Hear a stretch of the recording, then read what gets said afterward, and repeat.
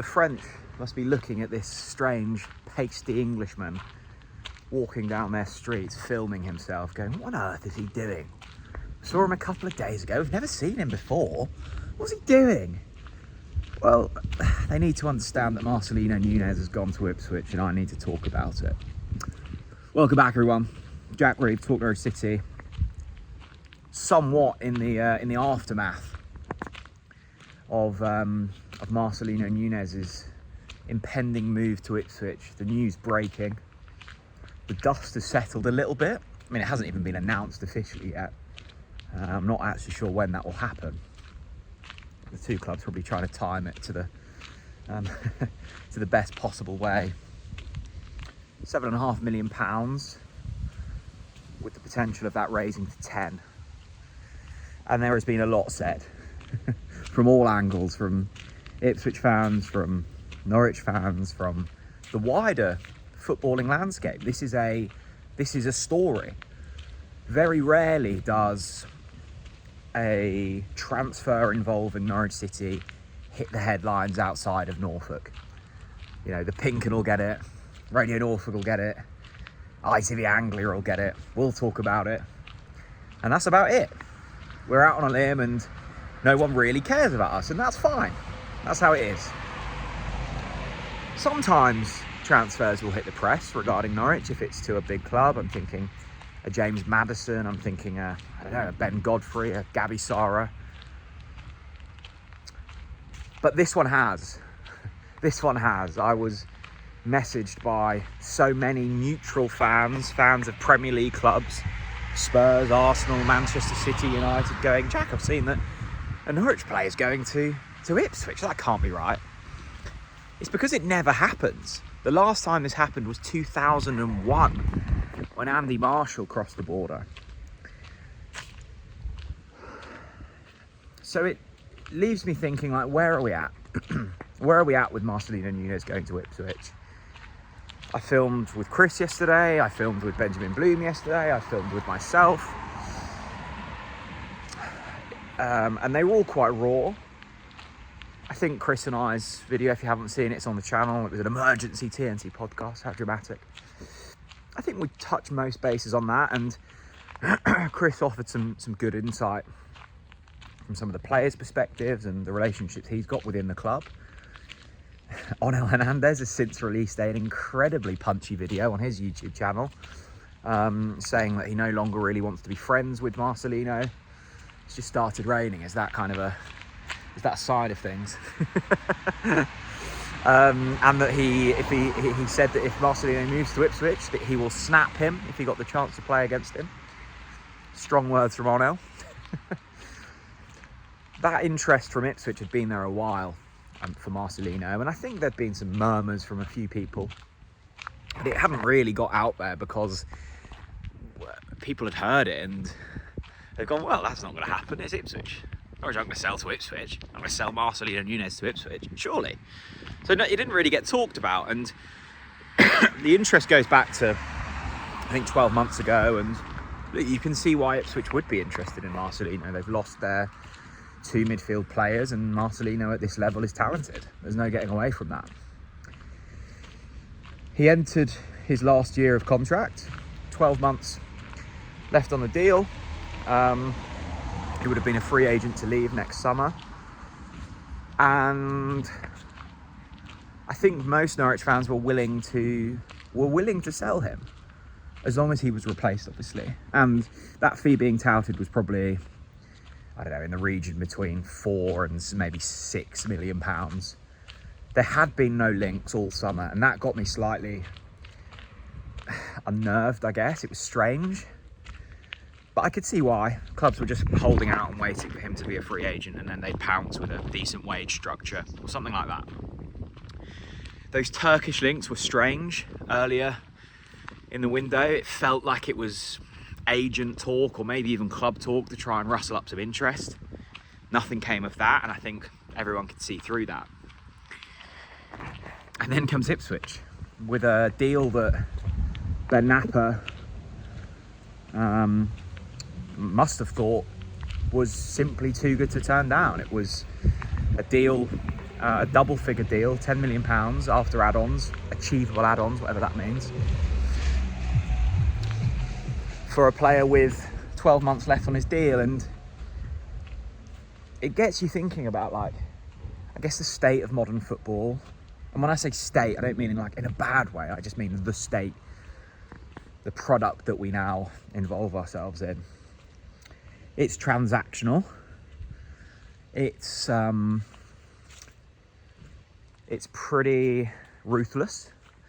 And for some players, their connection goes no further than they play football, they get paid, they enjoy themselves, and they move on. It's a career. And I think Marcelino very much fitted in that bracket. And maybe I just got the read of Marcelino all wrong. I thought he was happy, smiley Marcelino. He was, he scored the winner against Ipswich. He enjoyed playing football for Norwich City. And look, none of those things were wrong.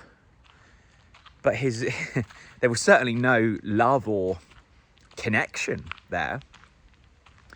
It was interesting, the comments from Chris that I know have been picked up by a few people about him not wanting to kind of necessarily, integrate's probably the wrong word, but his willingness to maybe learn English wasn't quite there, and he was he was heavily kind of knitted in with Borja and Onel, I think Emi Marcondes as well, the Spanish speakers in the group. And there's nothing wrong with that.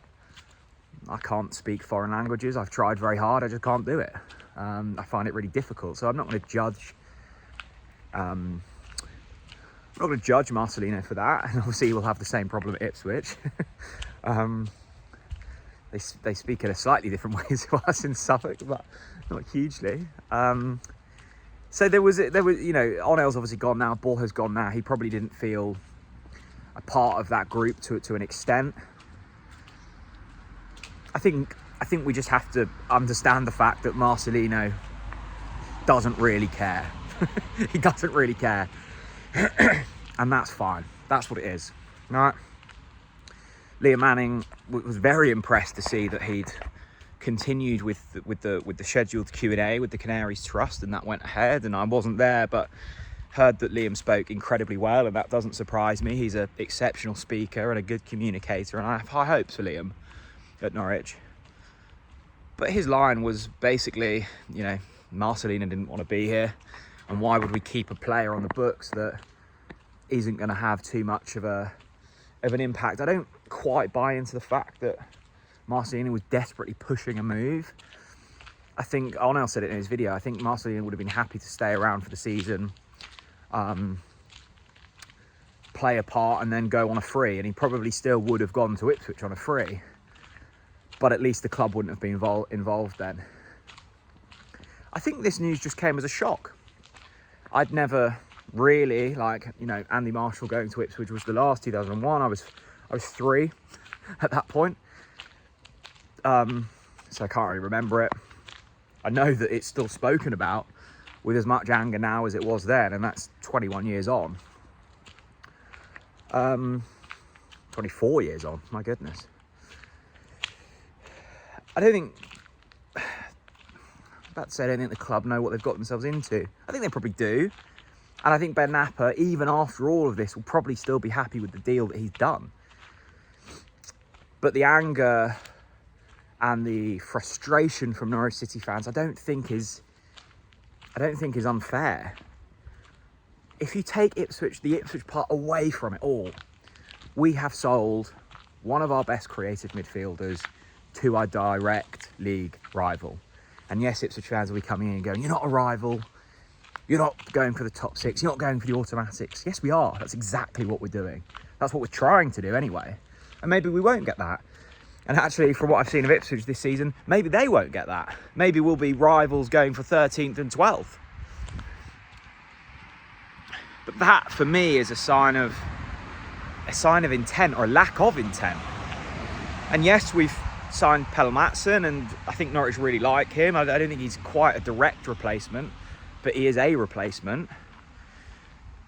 Do I see enough from Wright, Topic, Matson and McLean? I don't know. I've not been overly impressed with the duos that I've seen over the last couple of games, and the best football we've played this season has been when Marcelino has been in the team. But ultimately, with all of this stuff, like, winning and success will cure all of this. If Norwich City go on to finish top 6 and Ipswich finish 7th, and Nunez doesn't really kick on and has his injury issues and is a bit of a bit part player, and Pelmatson comes in and hits the ground running, all of this is forgotten. Ben Napper is a hero again. Liam Manning can do no wrong.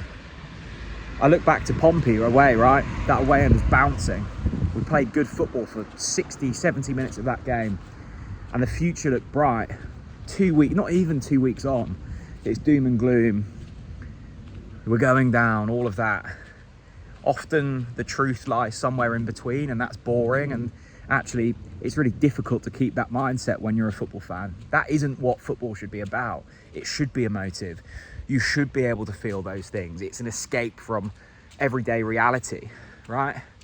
So don't feel bad for feeling angry, feeling emotive about this move. It is unprecedented. It is national news. It is hugely damaging to sell to a rival. It is.